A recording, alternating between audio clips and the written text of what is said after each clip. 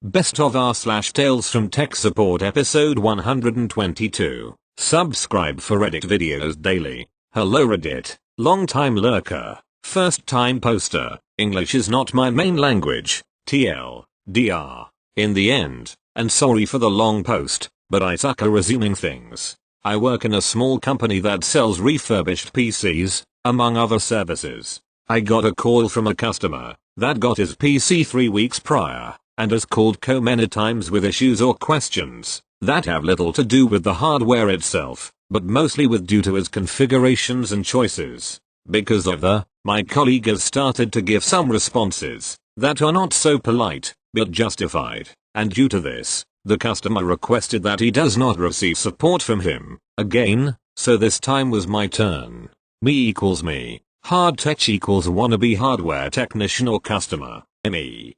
This is me, from ABC, what can I help you with? Hard tech.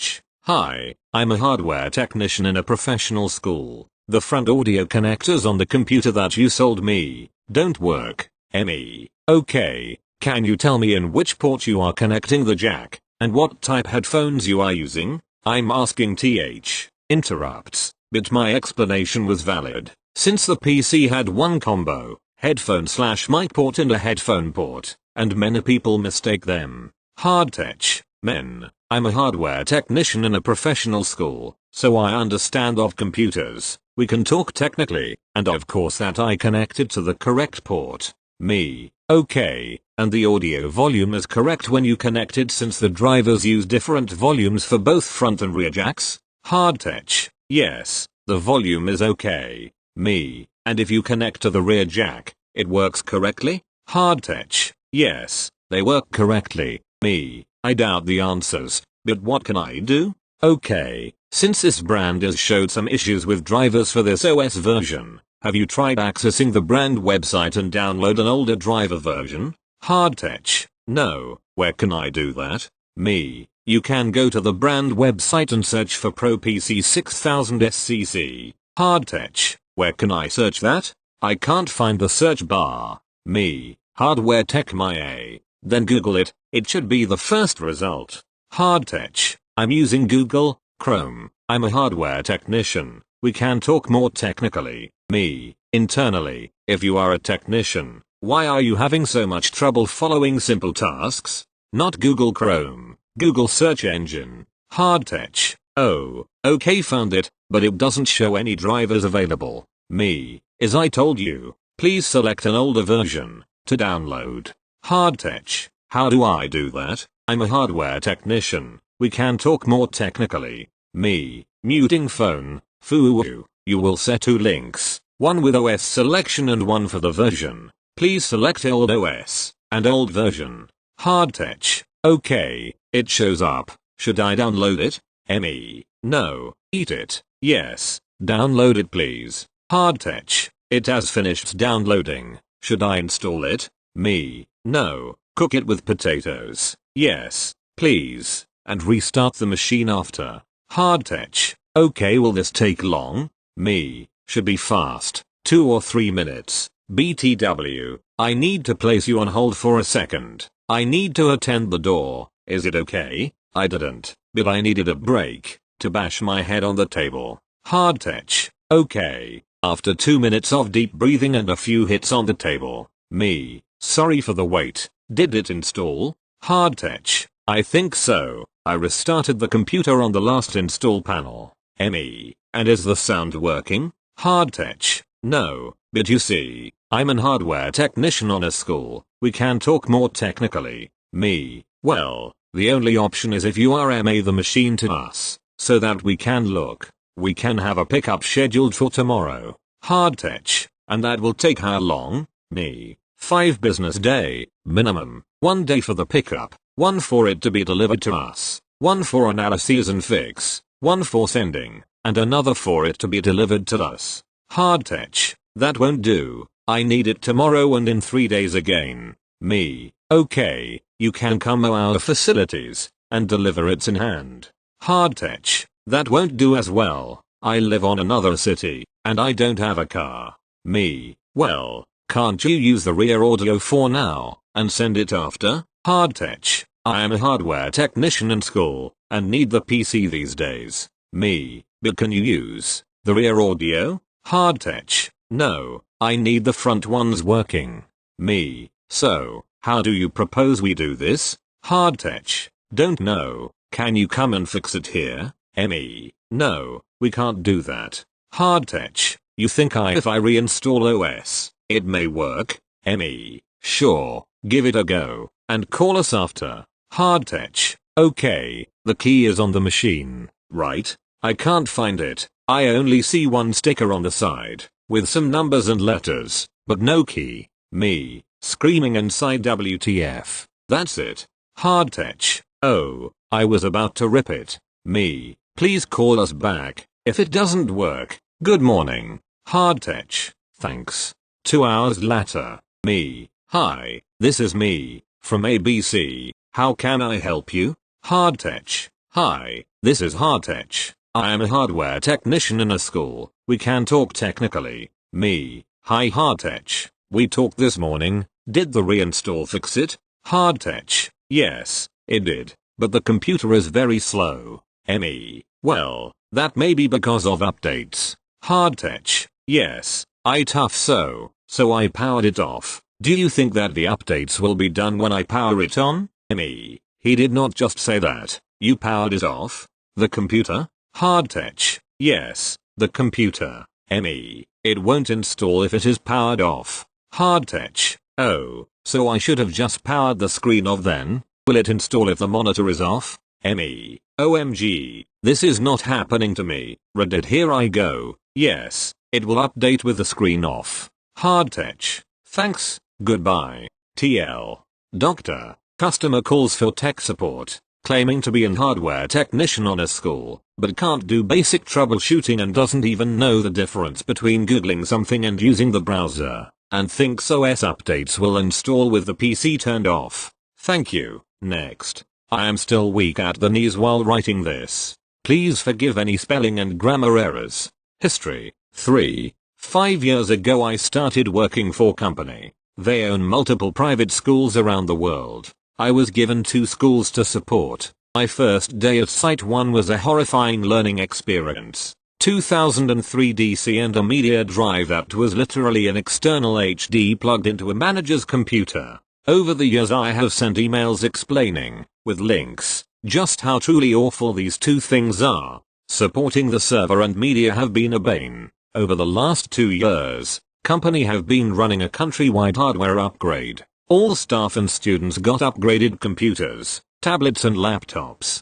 Bet you can guess what didn't get upgraded? Over the weekend head office finally moved all the staff files online. Yes, our 2003 DC was also the file server. Today I had the glorious task of decommissioning the media server from the system. I went upstairs and entered the office, caressing the drive. I methodically followed the cable back to its slot in the PC.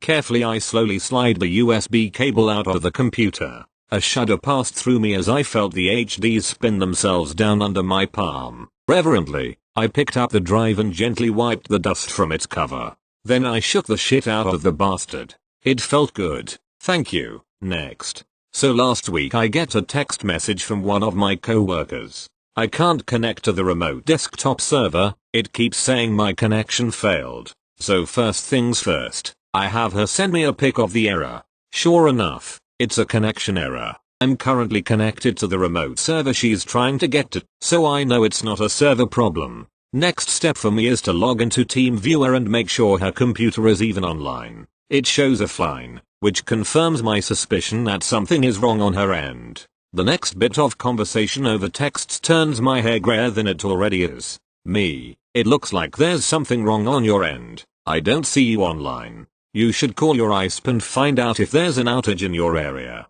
Her, can you connect to my laptop and check my internet connection? I don't think I've ever facepalmed so hard in my entire life. Thankfully, since this was over text, she didn't hear me give myself a minor concussion. In the end, all was well. She ended up realizing that one of her Wi-Fi routers had gotten unplugged, and after plugging it back in she was up and running again. Thank you. Next. Few years ago, I was working IT support for a small software company that went through a growth period. During that time they had hired a marketing/design person out of California. The company was in the Midwest. I set up a computer for the user to use, normal Fruitbook that we had on hand. The user came to the office, did the standard new hire things, then a few days later, headed back to California. The following week, I get an email from the CEO with the CTO and the user CC'd on it. This is unacceptable. This new user is a key part in getting the message out on our company, and these specs on this laptop are not good enough for this user. Get a new, more powerful one, set up and shipped out ASAP. The laptop was a $3,500 Fruitbook. I was a little confused. The user has been here for a week. What could you be doing to need some crazy spec laptop? Being newish at the company, I went to the CTO to get his take. Me, did you read that email CEO just sent? CTO, yeah, that laptop is more than enough to get the job done the user is tasked with. Then a smirk flashed on the CTO's face. CTO, you know what? Let's get the user a new Fruitbook. I feel like shopping. The CTO proceeds to custom build a new Fruitbook with the max performance options, and adds many bells and whistles to it. New price, a little under $10K. CTO, there I will email CEO and get the go ahead. Doubting that the CEO would go for it for that price. A little while later, CTO emails me that the laptop is in process and I need to go pick it up in a few weeks. Shocked, I go to talk with CTO again. Me, really? CEO went for that? CTO, yep. Me, well, okay then. Once the new Fruitbook was ready, I picked it up and set it up, and shipped it out to the user. No more complaints. The fun of it all is that, within 3 months the company went on the downward path. The growing company started to shrink again, as people were let go. One of the people let go was the user from California. We got the Fruitbook shipped back to us. Me, hey CTO, the Fruitbook from California is here. CTO, okay, reset it and give it to me. Me, oh, now I get why you had that little smirk when you ordered that laptop. CTO, yep, I built it like I was building it for myself. Longer wait time, but it's mine now. Would not want to let the expensive Fruitbook go to waste, you know? Luckily my time at that company was not very long, before I got out of there with most of my sanity still intact. Thank you. Next. You all enjoyed my Karen story from a few days ago, so I thought I'd bring you another one from my time in the web hosting game. A number of years into the job I'd been promoted a few times and now was part of the senior support/admin team. I rarely spoke to the lower end customers, unless it was an incident escalated up to our team, and usually only dealt with dedicated/VPS or enterprise customers. The ones that paid a lot of money for services and generally knew what they were talking about. One day I pick up a ticket from one customer who had a managed VPS with us. This VPS supported a somewhat popular online store. I didn't recognize the name of the person who submitted the ticket, but I guessed it must have been a new tech on their end. The ticket itself was simple. Please let us know the full specs of our VPS, any add-ons and a breakdown in cost. I replied to the ticket with all the requested info and went on with my day. Later in the week I get an IM from one of the phone reps. There's a customer on the phone who wants to talk to me in relation to the aforementioned ticket. I found it odd he'd called the general support number, as our VPS customers had a direct phone number to us. The call was transferred to me. Me, good afternoon, this is GoToMball. How can I help? Customer, yeah, hi, I've just bought this business and have been doing an audit. I've found that you're overcharging us, and we could be getting the same thing for a tenth of the price. Me, okay, I remember sending you the specs and pricing. If I recall, you're actually on a legacy deal, so you're paying a little less than most other customers, plus you have some free stuff included that you'd otherwise be paying for. Customer, that's crap. I'm looking at your web page right now. I can get better specs for $15 a month, yet you're charging me $280 a month. I want you to move me to that deal today. It was here I realized he'd been looking at the shared hosting packages, comparing those specs to that of his VPS. He also may not have understood the difference between shared and VPS. Me, well, you've got a VPS with us, because you need that to support your online store. it's highly unlikely it's going to run properly on a shared server. In fact, I'm sure you've got a fair amount of customization that we can't do on the shared platform. Customer, again, that's crap. I'm looking at the specs here, and they're better than what I've got now.